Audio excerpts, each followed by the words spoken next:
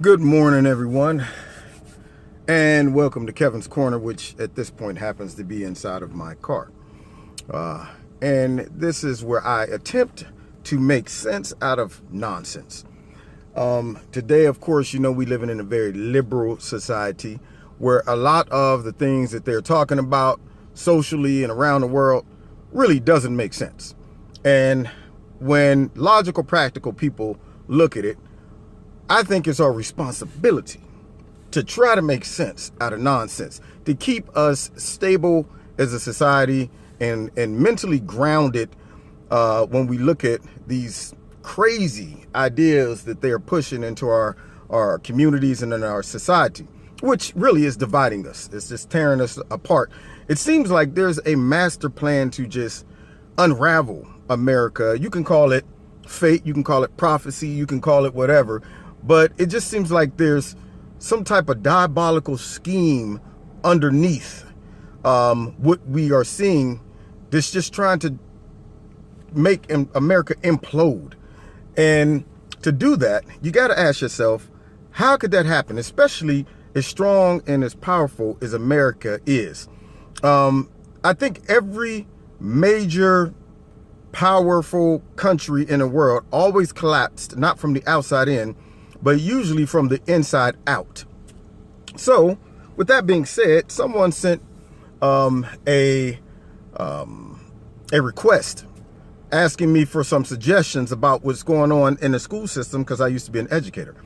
And they were asking me about some suggestions, because every day in school, the teacher has their kid watch CNN News, the fake news network, and she says that, hey, I don't want my kid listening to CNN because they're spewing lies.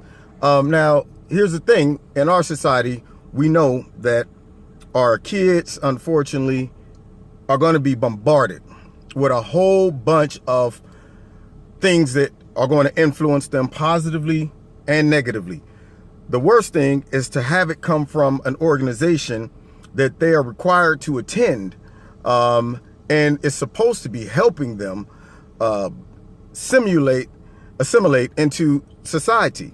But yet it seems like they have another agenda, which is a political and social agenda that they're trying to feed the kids and make them develop or adopt a certain type of ideology that they will carry into adulthood.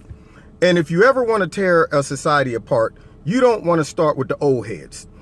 You don't want to start with guys from the World War II veterans, Vietnam veterans, the guys, the people that they believed in America. This is America, greatest country on the planet. Cut that hair, boy. You pull them britches up. They already know that society, that era, that generation, they are locked in. Those are the people who really, at this point, held it down when it came to conservative values and voting in Donald Trump. These are people who still wants America to remain America. And then you have them saying, you know what, since we can't influence that group of people, let's go ahead and start with the young ones. And me being in education, I was able to see how they started sliding in curriculum and rules and regulations that made us have to tiptoe around all the kids' feelings. You couldn't say harsh things to them. You had to make sure you pandered to all of their emotions and their feelings, making them develop this idea that they're entitled. And they can pretty much say, believe, and do whatever they want to do without it being challenged. And that right there is an ingredient for rebellion. It's an ingredient for them throwing off all of the values of America, because we're not allowed to speak about these things in school. And when you start taking things out, like the ability to say the Pledge of Allegiance, taking out prayer, can't talk about any type of religion. It seems that way because I've heard schools talk about every other religion but Christianity. When you start taking out all of those fundamental elements that really make you buy into American values, that is a major step in unraveling all of the core values that make America what it is. So you can push in another value that hopefully what they're trying to do is to make young people adopt and take into our society moving in the future. And you see it being done right before our eyes. So if you ever want to tear down a country, you attack them in multiple areas. First thing, you want to infiltrate the political part of society, which that's already been infiltrated. When you look at the Liberal Party, they are proponents of every liberal doctrine, belief, behavior, value system that you could think of. And a lot of that is done through, of course, identity politics. So they look at society and they try to anticipate which group would be more susceptible to us pushing this doctrine, or they might even embrace this value. And if they embrace it, then we embrace it. It's that guy that's dating you and he has a motive, and everything you say you like, he says, I like it too. You can be like, I like ice cream. Yeah, I like ice cream too. I like long walks. I like long walks too. I like eating doo-doo sandwiches. I like eating doo-doo sandwiches too. It don't even matter what you say. They're going, I like it as well. And they're doing that for a reason, because they figure if they could pander to certain groups, then of course they lock up the vote. So once you penetrate that part of society to where they say, you know what, let's go ahead and push another agenda where we allow everybody to feel good about anything they want to do, whatever their personal ideal is, regardless of how it impacts society or other people. We want them to feel like nobody will challenge what they feel. And we want them to think that we're the greatest advocate for allowing you to just believe, do, say, and go and act any old kind of way you want. And nobody ever questions it, because if they say anything about it, then they're hurting you on the inside, your feelings. And therefore you have a right to say hate speech. So the bottom line is, they say for us to fully embrace this as Americans, we gotta penetrate the major areas of our society that influence.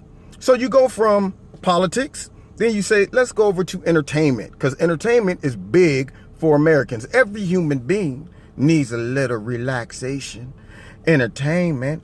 But now, through our entertainment, they're also pushing a liberal agenda. So when you look at, that's why you got, of course, all of the liberal media, and the news rather, but you also have, even in television, I was watching Supergirl. They push every political agenda in this season that I'm going, what the heck? Did they sit and write the script with the Democrats? Did they sit and say, you know what? Everything that Donald Trump is against, we're going to write this in the script and show how it's bad for our society, and use something that you would think is so innocent as Supergirl to push this into our society. And they have eliminated anything that expresses core values, morality, anything that might hurt someone's feelings that America used to look at and say, man, this is what makes us America. So they penetrate that area. So you got politics, you got entertainment, then you deal with religion.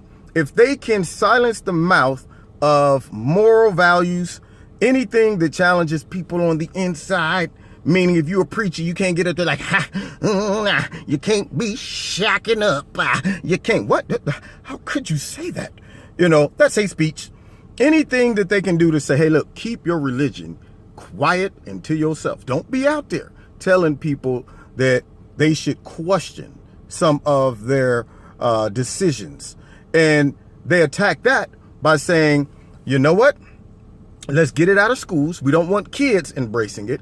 Let's get it out of society. We don't want people walking around seeing anything that talks about the Bible, anything that represents Jesus Christ.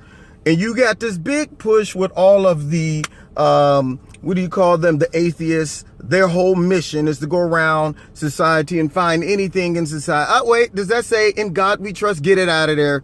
You know, so they want to strip that next. And then also deem anybody who believes in that as you must be living in ancient times. I can't believe you are still so embracive of that crazy, wacky doctrine. You crazy Bible-toting people.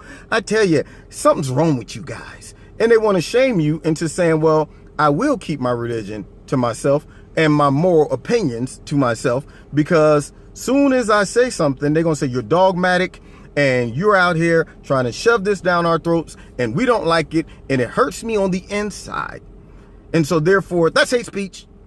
And then finally, you start with the young adults. You know you're not going to get to people who have gotten to an age where they say it is what it is, and I ain't going to be moved or shaken by the manipulation of the media and all that stuff. So you start with them young.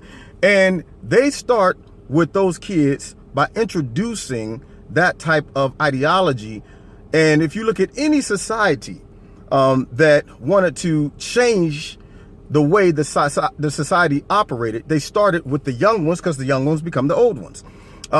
In fact, when you look at how the Nazis were doing it, they were taking the young adults away from the parents and said, let the state raise these kids so we can input our doctrine, our ideology. So at some point, the kids will now start to question everything the parents have to say, because kids spend more time with the parent at school than they do. They spend more time with the teacher at school sometimes than they do with the parent. You come home from school, you eat, you grab a snack, you play for a little bit, then you go to sleep.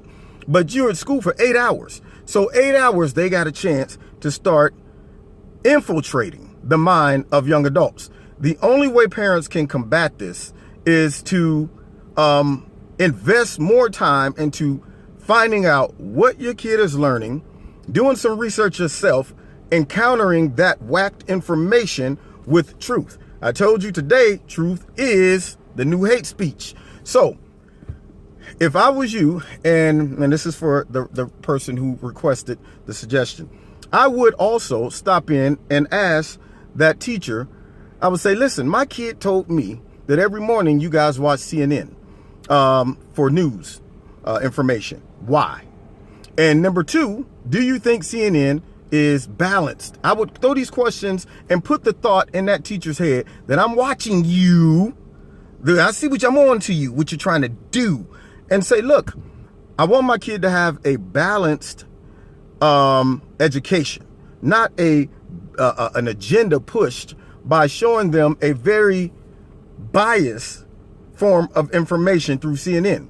So I will propose to that teacher that, okay, if you're going to show a clip from here, show an opposing clip. And if you don't, then why? And then if you have even a major pushback from them, take it to the principal. Say, hey, look, I've been checking out the curriculum that this teacher has been doing with my children. And see, the problem with a lot of parents today, they don't care. What'd you do at school today? Stuff. Okay, great. All right, finish your homework, go to bed. But that allows the parent who don't invest to just ignorantly assume that the school system is just doing the right thing. So that is why you have to probe and ask, what are you learning and from what position you're learning it from? If I have a very biased position, I'm going to teach the information in a very biased way. So therefore, you have to be on top of it as a parent. And if the school system says, well, we don't feel that we should show a opposing side because we feel this is right. Now, you say, well, you know what? I think during that segment, you need to pull my kid out of there. I don't want my kid listening to that if it's going to be biased, or else you need to be very non-biased with that information. Show some balance. A lot of people, even to this day, have chosen to homeschool their kids, which puts the burden on the parent. And unfortunately, parents have to work and things like that. But showing up and being involved, I would even hit them with a pop-in visit. Show up at the time that class is going on, seeing that stuff, and I sit right next to my kid and watch the video with them and have that teacher sweating under the collar. Like, And then when I see garbage stuff, I'll lean over and be like, now, son, you know what you watch? That's some garbage. You know what they're saying. What this is. I will counter that. And what is the teacher going to do? Say, get out of my class, stop counter teaching against this CNN commentator's opinion, which is not fact. They can't do that. So it forces the teacher to have to be conscious of what they're doing, because there's a great chance that that teacher is unconsciously biased, and they're not even aware that they're trying to infiltrate and push that crazy ideology into the kids. They think they're doing some justice. They think they're doing humanity a great benefit by showing the kids how to be open-minded and how to be embracive of everything, and they really are making our generation very soft, very liberal, and very susceptible to the manipulation of the liberal agenda, the liberal media, and the Democratic agenda. So my suggestion is to get deeply involved in what they're educating your kid with, and give pushback. Get involved and make that teacher accountable for what they're teaching. Always questioning, why did you teach this? How does this apply to today's society? And then showing your kid an opposite view of it if what they have taught is obviously biased. So start with that. Hit them with the pop-in visit. Ask your kid, what time do they show these clips, son or daughter? At 9:15, I'll be there. And sit right there in the back, putting the pressure on them. So just be aware that this liberal push and agenda is trying to hit every area of our society, but they really want to focus on the young adults so that those young adults can take this mentality right into adulthood, which unfortunately will change our society in the future.